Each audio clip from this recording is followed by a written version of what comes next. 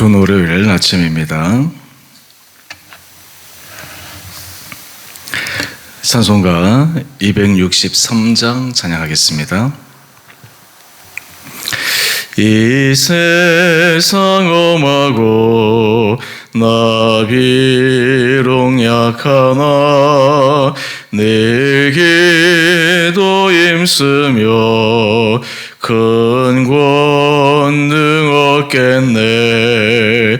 주의 은혜로 대속받아서 피와 같이 붉은 죄 눈 가치겠네. 주님의 권능은 한없이 크오니 돌 같은 내 마음 건너겨 주소서. 주의 은혜로 대속받아서 피와 같이 붉은 죄 눈 가치겠네. 내 마음이 약하여 늘 넘어지오니 주 예수 임주사 굳세게 하소서. 주의 은혜로 대속받아서 피와 같이 붉은 죄 눈 가치겠네. 죄 사함 받은 후 새 사람 되어서 주 앞에 서는 날 늘 찬송하겠네. 주의 은혜로 대속받아서 피와 같이 붉은 죄 눈 가치겠네. 아멘. 오늘 말씀 민수기 19장 11절에서 22절까지입니다. 사람의 시체를 만진 자는 이래 동안 부정하리니 그는 셋째 날과 일곱째 날에 잿물로 자신을 정결하게 할 것이라. 그리하면 정하려니와 셋째 날과 일곱째 날에 자신을 정결하게 하지 아니하면 그냥 부정하니 누구든지 죽은 사람의 시체를 만지고 자신을 정결하게 하지 아니하는 자는 여호와의 성막을 더럽힘이라. 그가 이스라엘에서 끊어질 것은 정결하게 하는 물을 그에게 뿌리지 아니하므로 깨끗하게 되지 못하고 그 부정함이 그대로 있음이니라. 장막에서 사람이 죽을 때의 법은 이러하니 누구든지 그 장막에 들어가는 자와 그 장막에 있는 자가 이래 동안 부정할 것이며 뚜껑을 열어놓고 덮지 아니한 그릇은 모두 부정하니라. 누구든지 들에서 칼에 죽은 자나 시체나 사람의 뼈나 무덤을 만졌으면 이래 동안 부정하리니 그 부정한 자를 위하여 죄를 깨끗하게 하려고 불사른 죄를 가져다가 흐르는 물과 함께 그릇에 담고 정결한 자가 우슬초를 가져다가 그 물을 찍어 장막과 그 모든 기구와 거기에 있는 사람들에게 뿌리고 또 뼈나 죽임을 당한 자나 시체나 무덤을 만진 자에게 뿌리되 그 정결한 자가 셋째 날과 일곱째 날에 그 부정한 자에게 뿌려서 일곱째 날에 그를 정결하게 할 것이며 그는 자기 옷을 빨고 물로 몸을 씻을 것이라. 저녁이면 정결하리라. 사람이 부정하고도 자신을 정결하게 하지 아니하면 여호와의 성소를 더럽힘이니 그러므로 회중 가운데에서 끊어질 것이니라. 그는 정결하게 하는 물로 뿌림을 받지 아니하였은즉 부정하니라. 이는 그들의 영구한 율례니라. 정결하게 하는 물을 뿌린 자는 자기의 옷을 빨 것이며 정결하게 하는 물을 만지는 자는 저녁까지 부정할 것이며 부정한 자가 만진 것은 무엇이든지 부정할 것이며 그것을 만지는 자도 저녁까지 부정하리라. 아멘. 좋은 월요일 아침입니다. 지금 연휴 간인데 우리 성도님들 삶의 자리에서 새로운 주님의 주시는 회복과 은혜가 임하는 귀한 연휴간 되시기를 바랍니다. 오늘 본문의 말씀은 정결법에 관해서 특별히 죽은 자를 만지고 또 그와 관련된 사람이 어떻게 정결할 수 있는가를 말씀하고 있습니다. 그리스도인들은 구별된 삶, 거룩한 삶, 정결한 삶, 이러한 삶을 추구하는 사람들입니다. 하지만 마음은 원이지만 실제 삶의 자리에서 온전한 정결한 삶을 살아가는 것이 참으로 어렵습니다. 때로는 사람이 알고도 죄를 지은 경우가 있지만 많은 경우에는 부지불식간에 자기도 모르는 사이에 원하지 않는 죄나 또 부정한 것에 자신의 삶이 맞닿아서 부정하게 되는 경우가 있습니다.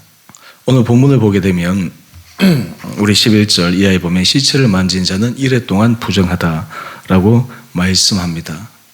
또 16절 이하의 말씀을 보면 들에서 칼에 죽은 자나 시체나 사람의 뼈나 무덤을 만졌으면 이래 동안 부정하다라고 이야기를 합니다. 오늘 본문을 통해서 우리가 하나 주의해야 될 점은 죽은 시신 자체가 부정하고 또한 그것에 대해서 멀리해야 된다라는 것보다 사람인들이 살면서 부정하게 되는 그때 어떻게 정결하게 할 수 있느냐라고 하는 것에 오늘 본문의 방점이 지켜졌다라고 하는 것을 기억할 필요가 있습니다. 하나님께서는 우리가 부정하게 되었을 때 부정한 채로 살아가기를 원하지 않습니다. 새롭게 그 부정한 데서 벗어나 정결한 삶을 살아가기를 원하십니다. 먼저 12절 이하의 말씀을 보면 시체를 만져서 부정하게 된 사람은 셋째 날과 일곱째 날 제물로 자신을 정결하게 할 것이라 말씀하고 있습니다.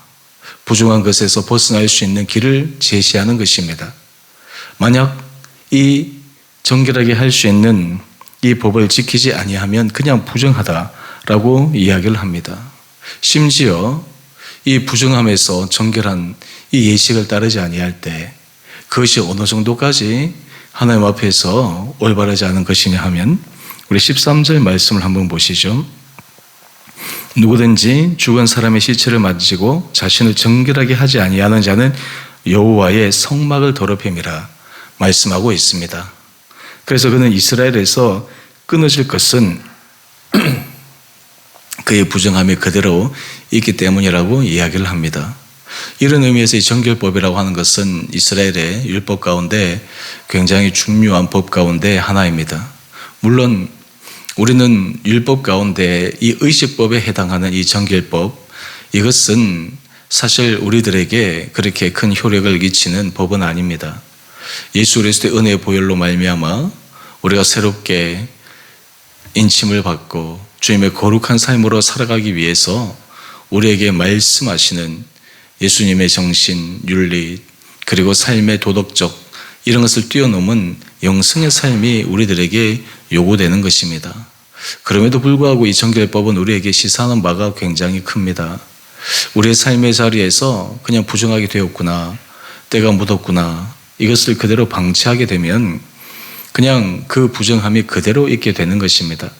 우리가 삶의 자리에서 조금이라도 부정한 것이나 우리의 삶에 올바르지 못한 것, 그러한 것들을 수정하고 고쳐나가고 그리고 그것을 계속 극복해 나가기 위한 노력과 시도, 애씀, 이런 것이 굉장히 중요합니다. 만약 부정한 것을 그대로 놔두게 되면 어떤 현상들이 발생하게 될까요? 또 다른 부정함이 그의 삶을 얼룩지게 만들 것입니다. 그리고 그것조차도 놔두게 되면 나중에는 돌이킬 수 없을 정도로 더 큰 부정함이 그의 삶을 온전히 주장하게 되어서 완전히 거기에서 헤어나오지 못하는 그런 삶을 살아갈 수도 있을 것입니다. 그런 의미에서 이 정결법은 삶의 걸음 앞에서 또 신앙생활에서 자신이 어떠한 결단을 해야 될지 참 중요한 기준을 제시하고 있습니다. 우리가 하나님 앞에서 믿음의 길을 걸어갈 때 결단하는 것이 참으로 필요합니다. 그냥 흘러가는 시간에 따라 또 상황에 따라서 이렇게 저렇게 살아가는 것이 아니라 결단하고 하나님 앞에서 의식적으로 살아가는 그 마음의 모습이 굉장히 중요합니다. 오늘 한 페이지 넘겨보시면 묵상 에세이에 거룩한 선긋기라는 제목하에 요즘 젊은 세대들을 메이비 시대라고 이렇게 지칭한다고 합니다. 그 이유는 선택의 폭이 넓어서 어떤 결정을 내리기가 참 어려운 그런 세대를 일컫는 말이라고 합니다. 어떤 의미에서 결정 장애의 요인들이 있는 세대라는 것이죠. 그 이유는 너무 선택지가 많기 때문에 너무 선택할 것이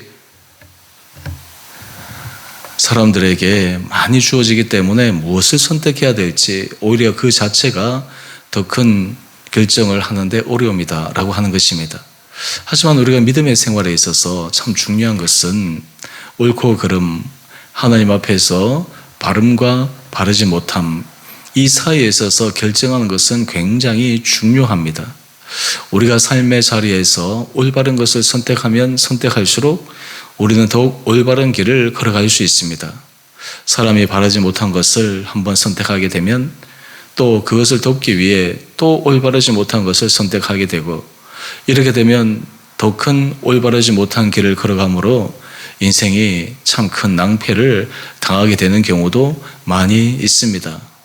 사람들은 겉으로는 좀 깨끗해 보이고 겉으로는 정결해 보이는 삶을 추구하는 것을 중요하게 생각하지만 그보다 더 중요한 것은 우리 내면입니다. 우리의 속입니다. 속 안이 더럽고 속 안이 지저분하고 온전히 정리정돈되어 있지 않고 그 안에 주님이 거하실 수 있는 온전한 거룩한 처소가 되지 못하면 우리 신앙생활은 말 그대로 무늬만 어떤 의미에서 형식적인 신앙생활에만 그치고 말 것입니다. 여러분의 내면은 잘 정돈되어져 있습니까? 여러분의 내면은 영적 질서가 잘 잡혀져 있습니까? 때로 삶을 살아가다 보면 이 영적 질서가 흐트러질 때도 있습니다. 사람이 여러 가지 상황 가운데서 오판하고 잘못 선택해서 그 내면이 완전히 붕괴되는 그런 것을 경험할 때도 있습니다. 하지만 중요한 것은 그러한 상황이라 할지라도 그 상황 가운데 그대로 머무르는 것을 하나님께서 결코 원하지 않는다라고 하는 것을 우리는 기억해야 합니다. 그런 의미에서 하나님께서 우리에게 새로운 결단의 기회, 변화의 기대, 변화의 기회, 그리고 새롭게 돌이킬 수 있는 기회를 허락하실 때 그 가운데 결단할 수 있다고 하는 것이 얼마나 중요한지 모릅니다. 오늘 이 아침 우리의 삶이 하나님 앞에서 새롭게 절서정연하게 영적 질서가 잡혀 정말 거룩하고 정결하고 구별된 그런 삶을 살아가는 결단이 우리 온 성도님 10년 가운데 있게 되기를 간절히 소망합니다.